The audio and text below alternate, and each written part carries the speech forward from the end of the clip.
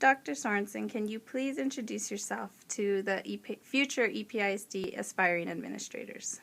Most certainly. I'm Richard Sorensen, and I am a professor at UTEP, and have been at UTEP for 13 years now, in the role of director of the Principal Preparation Program, and am former department chair. And prior to coming to UTEP, I was 25 years at the ISD level, and in Corpus Christi, Texas, and about 15 years of that time I was a school administrator. Part of that time was a couple of years as an assistant principal at the middle school, and as a principal later at an elementary school. And then after that, I went to central office as an associate superintendent for human resources. Thank you. What is personnel management? Well, in many respects, personnel management is defined by the title itself. It's the management of personnel. It's the management of people. And management is more than just simply the term manager or managing. It's caring for, it's enabling, it is promoting, and it's evaluating, and sometimes, regretfully, often considered the dark side of our school business. It is associated with dismissal, and the dismissal side of the management of personnel is typically related to incidents or activities in which unethical or immoral behaviors have occurred. Or you have individuals who, for a variety of reasons, do things that are less than appropriate. And those things in class I talk about, and I relate those to what I call the S factor, S standing for stupidity. Sometimes, as human beings, we just simply do stupid things, but we must recognize and realize that in doing stupid things, they can get us in serious trouble, especially in the school business. So management of personnel is many things, everything from taking care of them to enabling them to promoting them, and regretfully in some instances to removing them. Thank you. Why is personnel management such an important domain in administrative leadership? Well, again, that's what our business is about. We are all about interfacing and interacting with people. And the people that we most interact with are the personnel of the school system, the school district, or at the campus level. And so it's essential that we understand those communication needs and activities, and that we are, as individuals, especially as leaders, we have to have strong communication skills, and we have to have strong personnel relations skills, working with people, getting along with people, having the highest expectations for people. And so that in itself, in a nutshell, is why personnel management is so very important. It ensures the academic success of students. Proper personnel management ultimately ensures the academic success of students. Thank you. What are some key attributes in a person that you think are important and are an important role for personnel management, and the reasons why those attributes stand out to you in your mind? In terms of someone serving in personnel, yes. Working in human resources? Yes, sir. Well, first of all, they have to have the interactions that I spoke of previously. They have to be able to showcase and have those interpersonal skills that are essential to working with people, to getting the very best out of people. So that said, I think one of the most important skills associated with personnel management is interpersonal skills.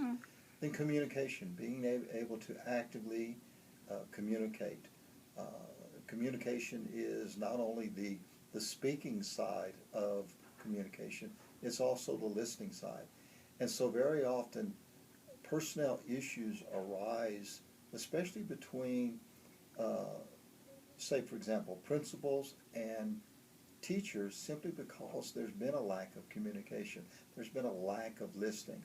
Principals sometimes are not listening. They are hearing, but they are not carefully listening to what is being said. And on the opposite side of the coin, sometimes faculty and staff may be hearing, but they're not actually actively listening.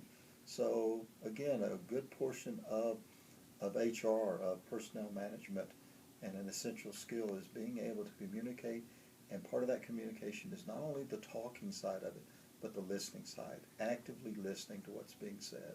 Thank you. Given your experience with personnel and management, what have you determined the most difficult or challenging issue you have faced? What did you find the easiest to be? Probably the most difficult aspect of working in HR is having to sit down with individuals who have done something, again, associated with the S factor.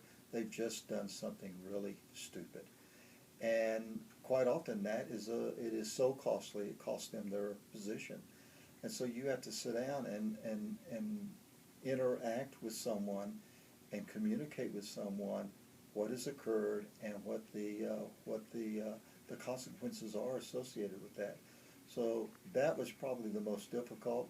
One of the most difficult personal experience I had nothing to do with teachers or staff. It had to do with when I was in HR and working with a principal.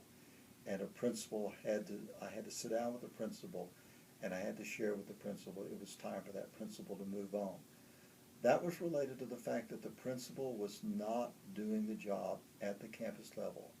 This was a middle school principal, and unfortunately the principal was popular with faculty, staff, but had no instructional side to the individual's leadership style and ability, and it was having a very adverse effect in terms of student growth, student development, and student academic success.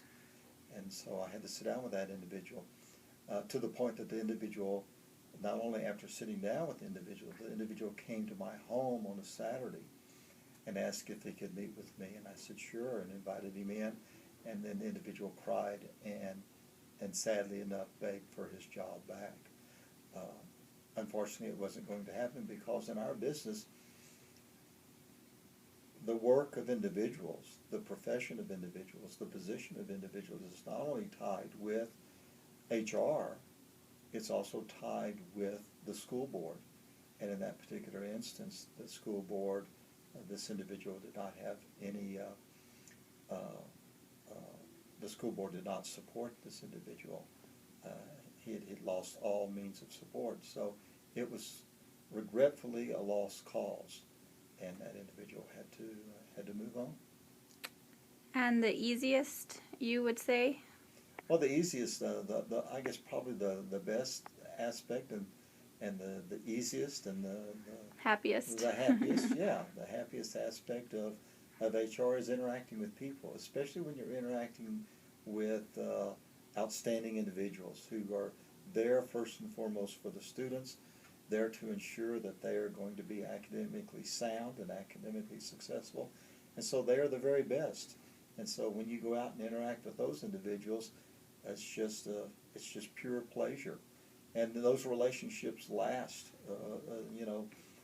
The vast majority of, say for example, people that I worked with as a principal, many of them have retired. In fact, the school that I was principal at, probably one or two individuals are left from my tenure as principal of 11 years, and so they were great people. I had the opportunity to really build a strong learning community, and so they were wonderful to interact with and a real pleasure. But we still communicate. In fact, today I heard from one. Yesterday I heard from two via email. Today I heard from one, and they remain in contact with me, and I remain in contact with them. So those bring back lots of happy and pleasant memories and experiences in those associations. How rewarding. If you were on a hiring panel, what is something you would want to ask or look for in future administrators regarding personnel? I want to be certain that they understand and that they can effectively acknowledge that the first and foremost aspect of being a successful leader of personnel is ensuring that the personnel that they hire and interact with are very student-centered and very student-focused, and that's the reason that they wish to serve as teachers on a campus. I think that's just essential. Madeline Hunter, back in 1984, maybe it was, many years ago, the late Madeline Hunter, once said, "You show me an effective principal, and I will show you an effective teacher." Effective principals are effective teachers, and effective principals as effective teachers choose the very best of teachers to work at their campus. And at the very best, if they choose the very best, they have minimal problems with their personnel. If they choose less than the very best, then there are problems that will occur. So that's the reason that it's essential in the hiring, the selection or hiring process, you put the right person in the right position. Okay, thank you. And last, what are some words of wisdom or advice you can share and give future aspiring administrators going into this field? Again, students are first. Students must be first. It is our moral obligation. Put students first. Be ethical in all of your behaviors, and also be moral. Those are the key to academic success.